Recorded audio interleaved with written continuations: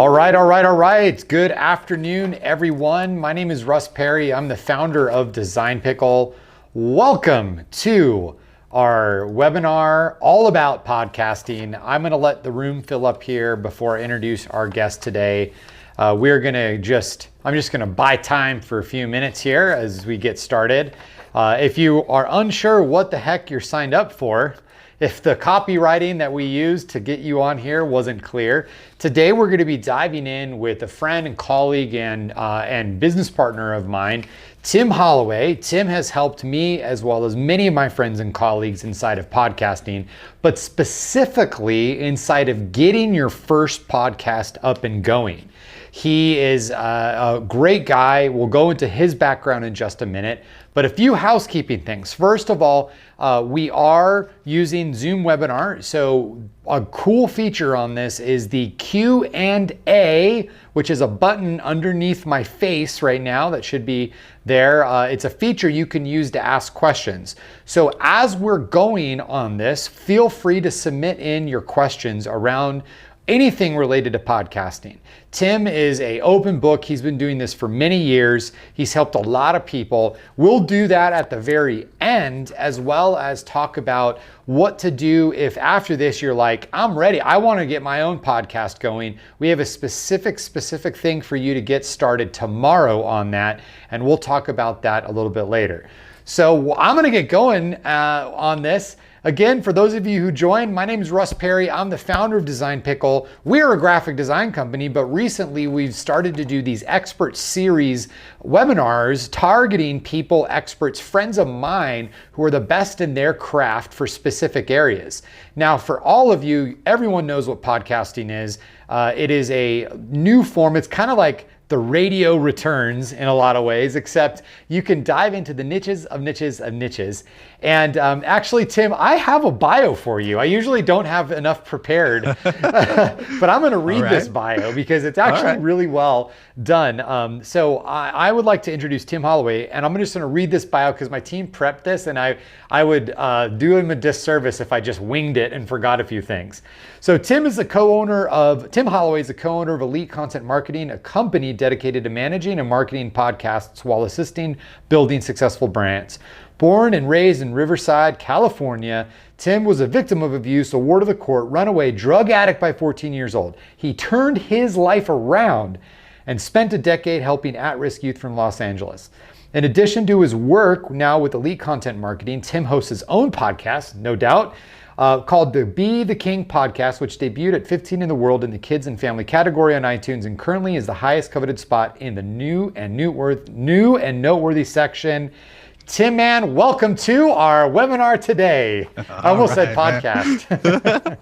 Thank you, brother, man. I really appreciate this. Yeah, Thank you so much. This is going to be a very conversational, everyone on here is basically witnessing like a live interview with me and Tim, because I wanted you guys to be able to access him and talk with him. So as we're going through this, if you have your own questions, put them into the Q&A. And if you're watching this on the replay, at the very end of this, we'll give out Tim's contact information for his team members' contact information, which you can reach out directly. So Tim, I'm going to start with like the biggest umbrella question of all.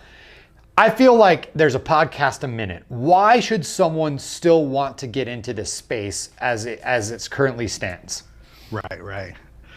Yes, that is the question of the day. So the reason why for me is the on-demand culture.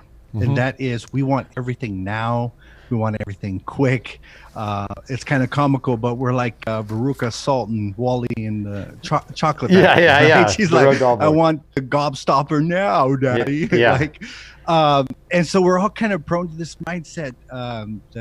Our TVs we're streaming, right? And that's why all these people are going out of business, because they didn't, get with the times of what kind of time we're in. We want it fast. We want it quick. We want it now. We want easy access. Our devices come with these apps already installed in them. There's just so many crazy things attached to how quick and easy this is for people to consume content. So And so I think what I like about that is like people think of podcasting. I know there's a lot of entertainment podcasts out there, just like a TV show, which that makes sense. But in a lot of ways now, if correct me if I'm wrong, the niche B2B podcasts are basically like knowledge on demand, just in that format. What's crazy with that, Russ, is because I remember back in the day ordering somebody's seminar, right? And you had that $100, $200, and it came with all these cassette tapes, and the little pamphlet, and it took 3 weeks to get here. But times have changed, of course. But now I can go to, and I do this personally, if I want to know about Facebook marketing, I go direct to the marketing about Facebook instead of getting all these other things, you know what I mean? So it's just direct, straight to the niche, like down to the fine tooth pin of the needle. Right. Is how, this niche thing goes. So, oh my gosh, it's crazy. Like around the office, we'll be like, we'll talk about podcasts, and our brand manager, Kate, she's like, there's a podcast all about murderous diseases. Like if you want to, not just about diseases, but about diseases that will kill you. And it's a podcast all about that. So the same goes for business content. You're absolutely right. Like in terms of creating it, you can be the niche. A lot of people are fearful about podcasting because they think it's complicated. They think there's a lot of process into it. What would you say, like, what's the minimum requirement for someone to, not from a technical hardware standpoint, but from like, if I'm thinking about a podcast or you're helping someone launch their first podcast, what's the minimum requirement you look for in an entrepreneur or inside of a business? The minimum requirement for them to work with me? Like how do you know, like how would I know if I'm ready to launch one? Like if I'm the right fit for a podcast? Oh, gotcha. I think the key for that is you've really solidified your message. Mm-hmm. And that is so important today because, there's so many people that start out podcasting and they haven't really solidified what they're about, what they're going to speak, their message. So if there's a burning desire about what it is, whatever it is you're about, it doesn't matter, like cryptocurrency, it doesn't matter. Whatever fire you got going on the inside, if that's bubbling, then that's the number one ingredient. If the passion and the fire's not there, I would say work on your message first. Get that passion. Get what you want to talk about. So the message. Yeah, and I love that because, like, for example, I don't know why she comes to mind, but I have a doctor, naturopath, that me and my wife go to on Instagram. She's the hormone doctor, and guess what? She loves to talk about, and she's really passionate about hormones. Like she's like it's in her Instagram name. And so she loves talking about it. She's an expert at it. She's very dialed in. And so I think that's why as business owners and as entrepreneurs and as a lot of the people on here have their own business or they're at a high level inside their business, you are passionate. You're passionate about something. It could be hormones, it could be plumbing, it could be whatever. Mm-hmm. But as Tim said, the first step is like you gotta have that focus. And I will go out on a limb here, correct me if I'm wrong, is probably the mistake is to think that you're going to be the general business podcast or the general life improvement podcast. Yeah. Like it's like, is it better? Like the more niche, the better inside of this space? It is. So I've worked with quite a few people over the last couple of years, and the greatest mistake is not really clarifying their audience, their message, who they're trying to reach. That this quote comes to mind when we think about that, Russ, is and when you're trying to reach everybody, you don't reach nobody, right? Exactly. And so this general idea, and so of course, in marketing, you fine tune, exactly who you're talking to. Got it. Like this is who I'm talking to. This is my niche, and so it resonates. Okay, let's assume then we have a niche, we have something dialed in. What is then the next step? Like what are, for a beginner, what are the next like tips or how would you get started on that? Okay, so after you got your message out and you know who you're speaking to, one more thought with that is to kind of don't be afraid to like polarize, and like take a stand. Take a stance. Be a direct opposite. People like for you to get on your soapbox, right? And I love getting on my soapbox, and I tell my podcast listeners, if I'm not your cup of tea, don't drink from me. And that's meant to just kind of like cut through and just be kind of hard nosed about something. Mine's responsibility, right? I'm gonna be hard nosed about responsibility, owning your life, right? So yeah, take a stand. But first action step is this: it's hosting site. Okay. Finding, Into the technical. Technical side. So hosting site, what does that exactly mean for people who like really have no clue where to start? What is a hosting site? So for the podcast platforms, you need a hosting site, and that is a site that actually contains your podcast. So it's something called a RSS feed, and it distributes to these different locations. So you have to have a central location of where your podcast is uploading, and there are multiple ones out there. Some suck. Okay. And so picking the right one, I think, is what's the one you would recommend all day long? So first two, Libsyn and Anchor FM. These are powerful ones. Now, Libsyn. Hang on, Libsyn, Libsyn, right? Yep. Lubricated Syndicate. Yep. And Anchor.fm, correct? Yeah. Okay. And so the reason why Libsyn, the downfall in this, and I'll just be upfront with you, is you got to program everything in. And that means you got to go into the navigation and load each podcast platform and do that. So there's a little bit of downfall in that. And then Anchor FM, they kind of distribute for you. Now the downside of that is they're just trying to be everything, like the go-to source, and so they have bad cover art, they have bad music. It's just you don't want to utilize everything that service offers. So the top two, for sure. No goes. Don't go on SoundCloud, man. Okay. Like I'm writing notes down for everybody. For everyone, I'll send these notes out for you because I want everyone to have the information. Well, SoundCloud almost went out of business last year, if I remember correctly. They were having some financial problems. So it's struggling. You know, when you think of SoundCloud, they're good at what they're good at, and so going into the podcasting field and like having teenagers stream mixtapes, they're really good on that. Right. Stick with that. Okay. All right. So I don't want to go too far down the technical path. However, we got some really good questions coming in down that. Andrew and the rest of the people asking questions, we'll come back to it. So I want to talk about like you got your gear, you figured it out. What about naming your podcast? How do you pick a name and like the brand of it? Yeah, this is super important. So we've this, over the years, you kind of run into it, and I've learned the hard knocks way, where you pick a name that might not have a podcast on iTunes or whatever, but they have a trademark to the slogan, and this really sucks. So you just got to check Apple first, make sure that your podcast name is you're not competing with anybody highly relevant. Relevant. And then you go check the domain registration. Okay, so this is important. You kind of want, so those three things: check to make sure your podcast name isn't taken, make sure nobody has rights to that name, and then of course the .com name. You don't want to put like the something. You want to try to get the .com. Right, so like those three things. Right, you want an original name that you can build like a landing page for on that.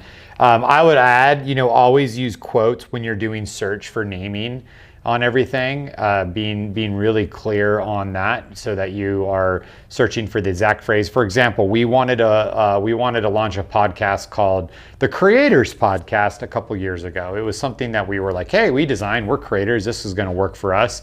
Right. And we did a search. We actually started working on it. We had a brand, and we're like, you know what? We should do a search.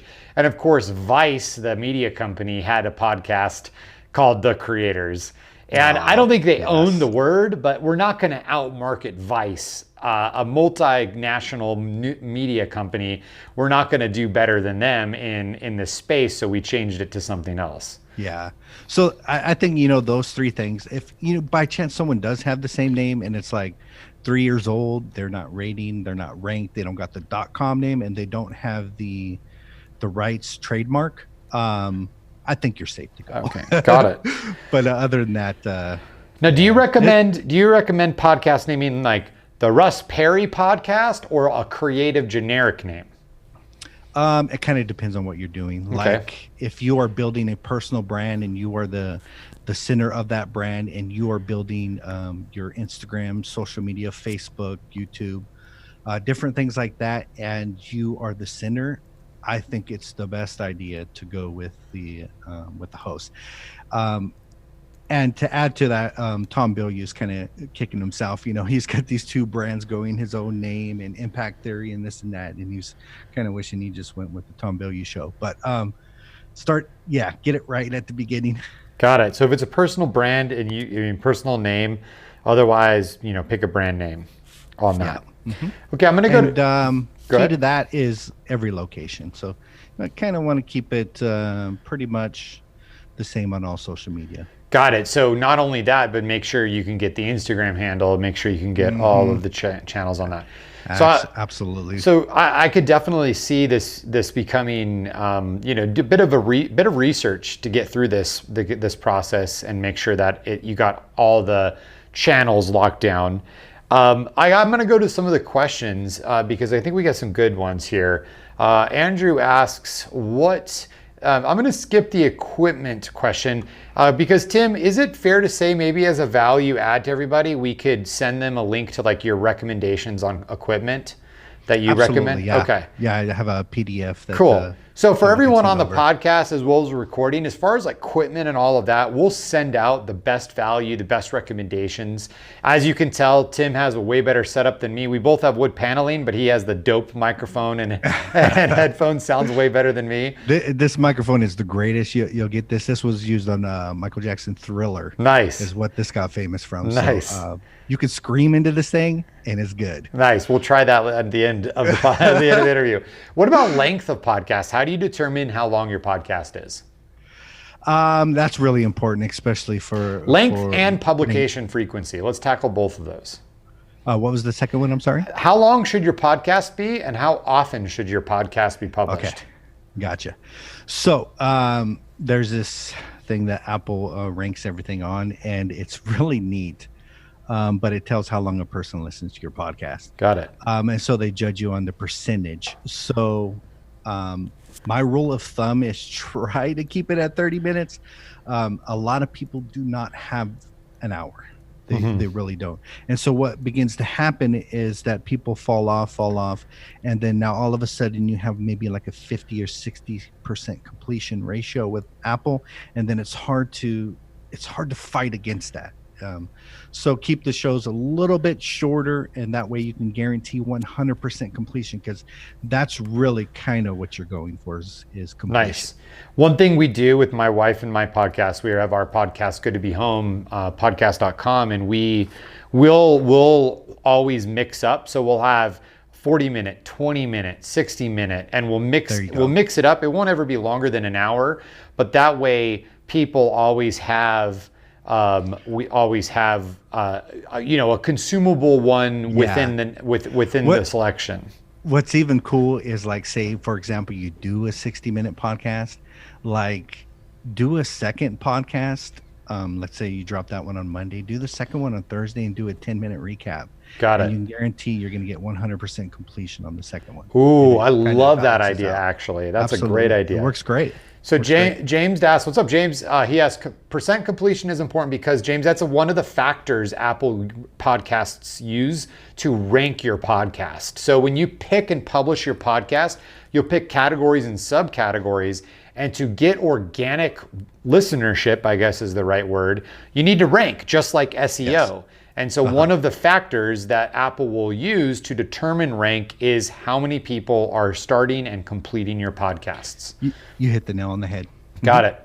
Now, frequency. How often should you publish? Starting out, if you're, of course, if your goal is to get noticed, get visible, you got to come twice a week. But as you go down a couple months and you've already started out, feel free to drop down to once a week. But, I always tell people, starting out, go hard, go fast, get your presence known. Let's get them downloads. Let's get you visible. So couple Nice. times a week. And or at another least. thing I'll add to that is that you are continually testing content with your audience. So your audience is going to look at the episodes and they're going to decide what they want to listen to depending on the title and the content. And so to piggyback on what Tim said is that the more options you have for people, the more likely they're going to listen to your podcast, get more involved, more engaged, and then listen to the next one. If you're publishing once a week or twice a month, you really got to it's like you're threading the needle of target content fit. And if you miss and they have to wait 2 more weeks to check out something else you've created, well, you're probably going to lose them. And your podcast is never going to be, updated enough for them to check it out. That is so true. Okay. So I'm interested in your thoughts on why podcasting builds a personal or business brand as a tool and a tactic. What are your thoughts on that? Well, I think first of all, to build a brand, it's kind of terminology, but what you're really building is a relationship. Mm-hmm. And so it's value. It's bringing value. So we're all taught in the sales world, know, like, and trust. They have to know, like, and trust you. When you entered this podcast, you had to determine, within 8 to 15 seconds whether Russ and I were professional, credible, and all this stuff. Within, we make these judgments. So podcasting is all about know, like, and trust, and it's building that relationship, and that is ultimate brand building. Oh my gosh, I love it. So you're delivering value every week for free, not asking anything for anyone, building that trust, which is building the relationship, which then when you do have an ask, hey, sign up for something, I have a product, I'm doing an event, people feel real connected.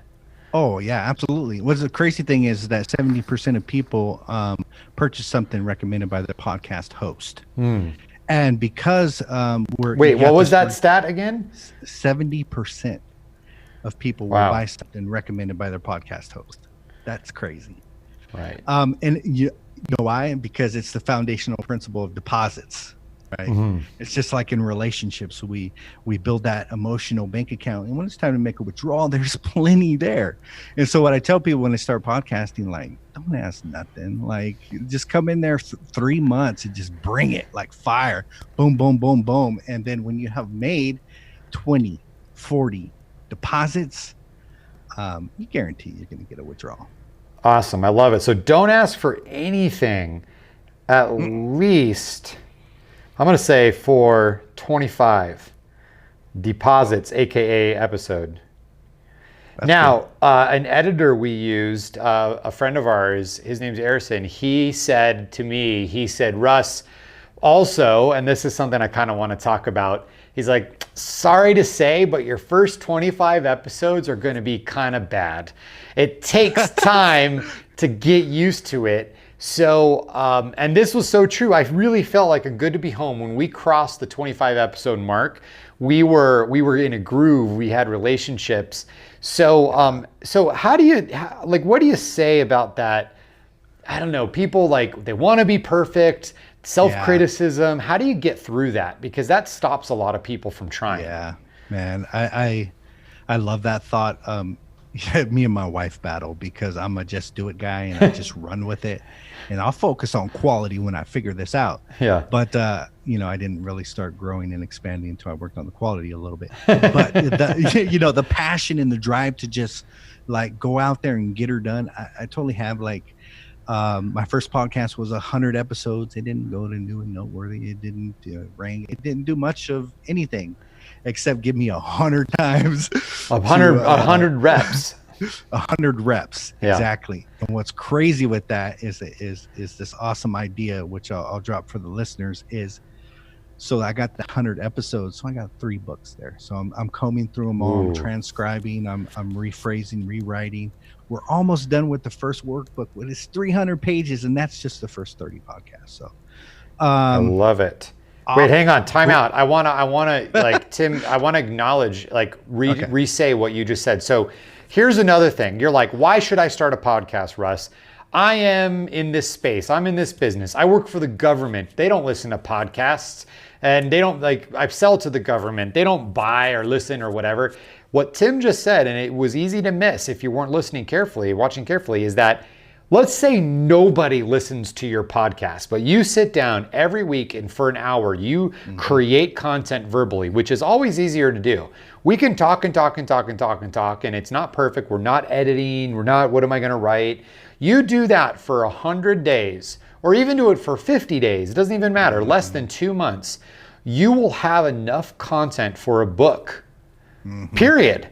So if you're thinking about how do I create more marketing content, how do I create more downloadables, how do I create more whatever, use this process for it. It's not always about becoming new and noteworthy or building this celebrity brand. It's literally could just be like you talking about whatever, or interviewing experts in your space, and then taking all of that, getting it transcribed and edited, and all of a sudden you have an instant book that you can use.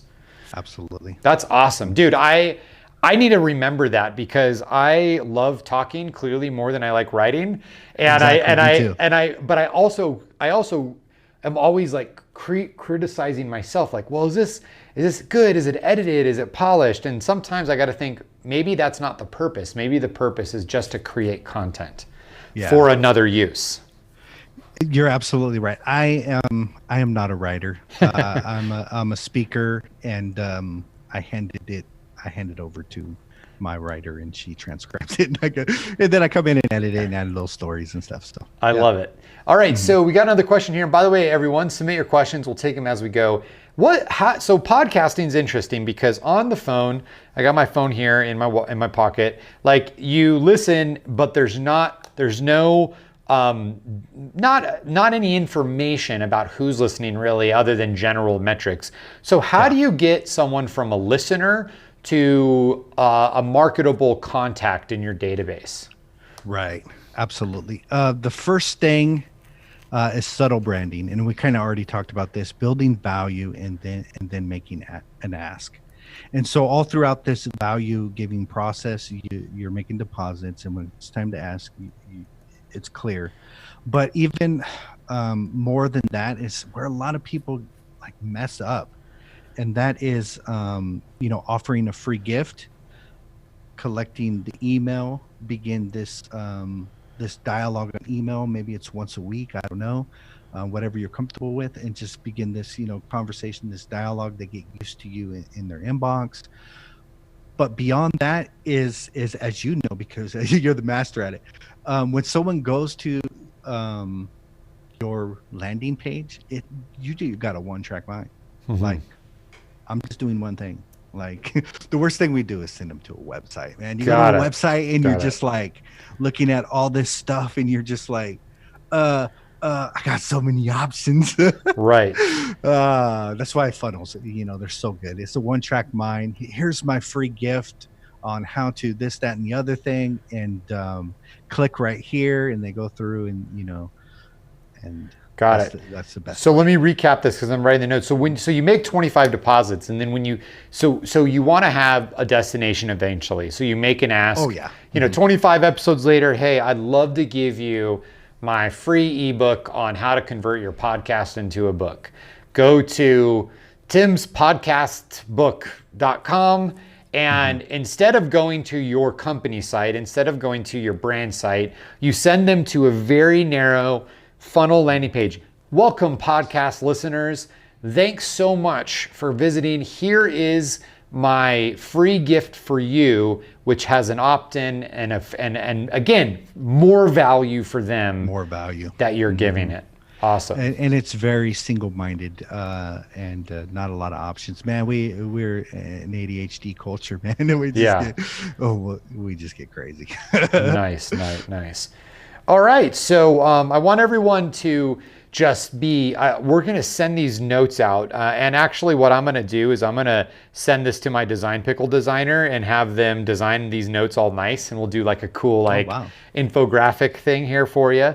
But if there's any more questions, ask Tim. Now, Tim, share a little bit about what your service is, because let's be honest, everyone, Tim, he loves helping, he loves sharing, but he actually helps people go from idea to getting onto iTunes to getting onto Spotify. So Tim, give me a real quick high level overview of what your business actually is, because I think sometimes people think it's really complicated, but it's actually not when they are working with someone like yourself. Absolutely. So I would classify mine as a business-to-business service, and it's a done-for-you service. And what that means is that we will start out the podcast for you. We'll begin a startup, which covers cover art, intro music, outro music, podcast description. It'll get you the placement on all the podcast platforms. It'll get you launched and started the right way. And then we start this little launch plan of how we're going to work everything out. So it's just pretty much this launch strategy that gets you from, believe it or not, there's 700,000 podcasts out there. Wow. And you don't want to start from the bottom and work your way up. You want to start, top 1,000, top 200. And this launch strategy kind of gets you, the momentum to keep going. So awesome. So I'm just going to share this. We got a couple more questions coming in. If you're at all interested in this done for you podcast service, this is what Tim does. You can reach out to his team member and partner, Jamie, at Elite, it's content marketing. Mm-hmm. Elite Content Marketing.com, and I will vouch for these guys. They are the perfect solution. The reason we have Tim on here right now is because he is the perfect solution for getting going and doing it in a streamlined way. You literally, the hardest part is probably setting up your microphone, which Tim actually will help you do as well, and then hitting the button and then making sure the file gets to his team. That's like old school floppy disk days. There's ways to do it. You could figure it out.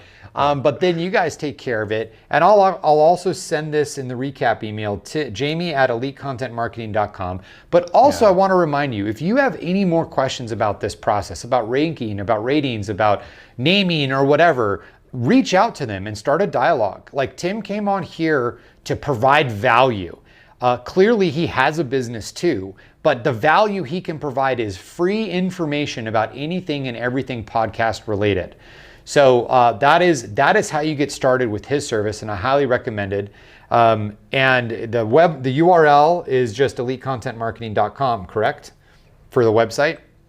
Yes. Got it. Awesome.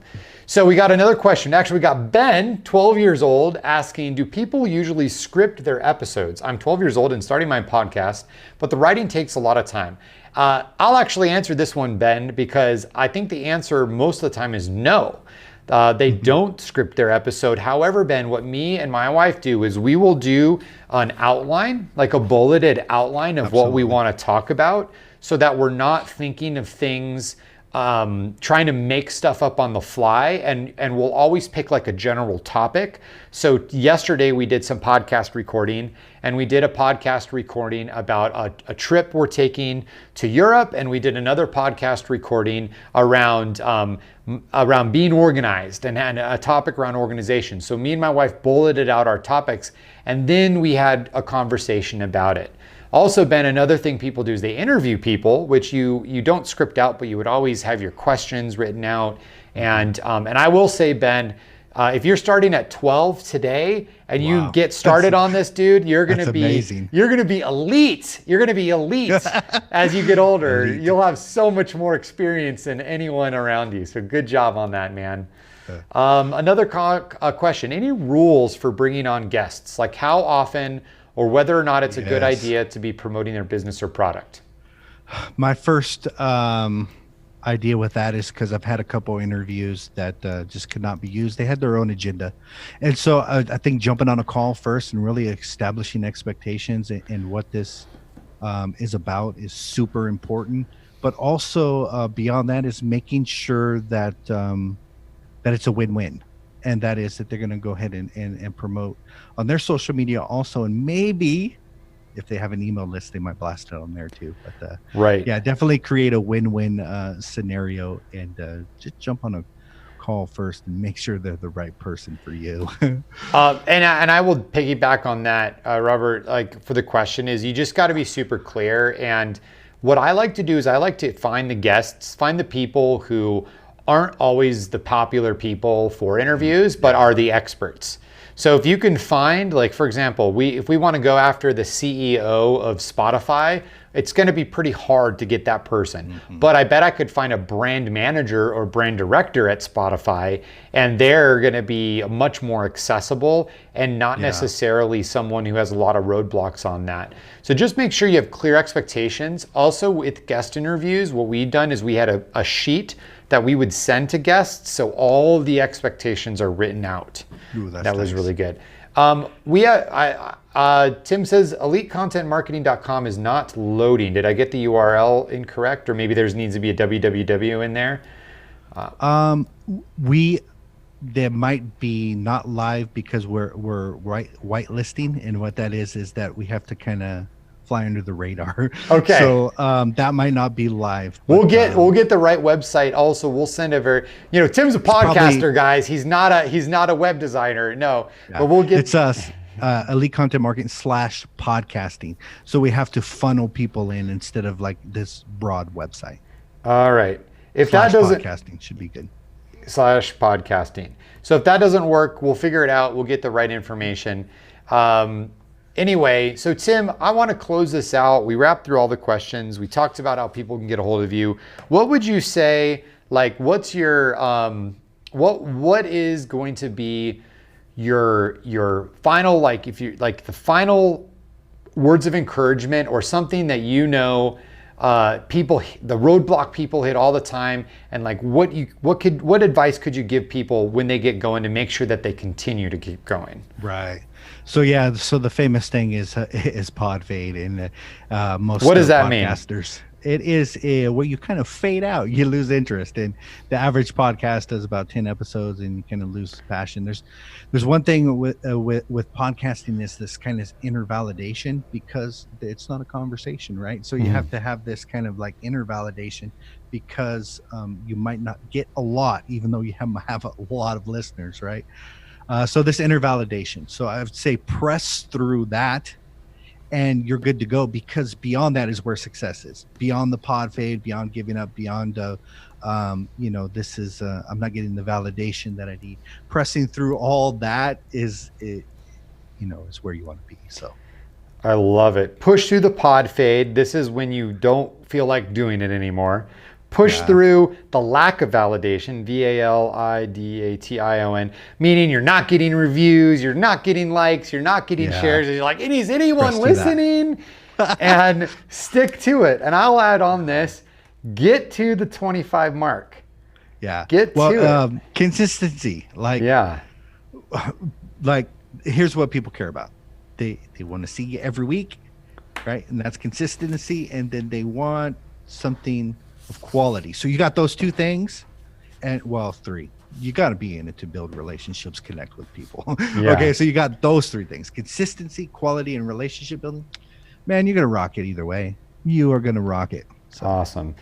All right, Tim, man. Hey, thank you so much for coming on today. Everyone, we'll get you Tim's website. We'll get you Tim's download. He'll give you a gear list, and we'll send out his contact information after this webinar, so that if you have any more questions or you want to talk to him about starting your own podcast, we've worked with Tim's services in the past. I've had Design Pickle clients who've used his service. I've had friends and colleagues that use his service, so we can validate it, and they are the real deal. They'll get you up and running as the easiest path possible. So Tim, thanks so much, man. Love the wood background. And take care and have a good rest of your week. Thank you so much. All right. Adios.